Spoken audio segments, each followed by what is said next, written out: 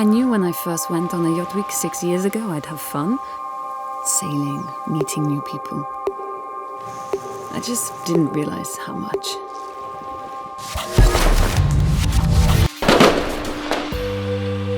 It's more of a lifestyle than a holiday.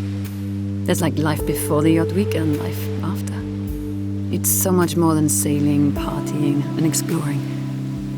It's the people. They keep me coming back.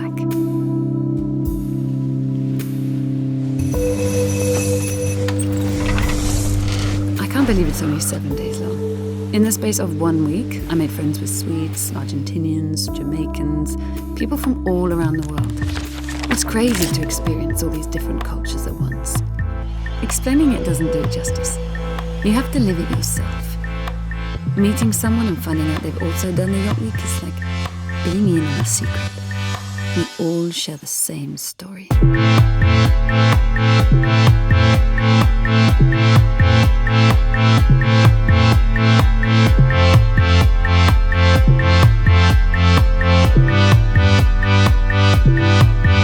The sailing is what brings us together, but it's really more than that.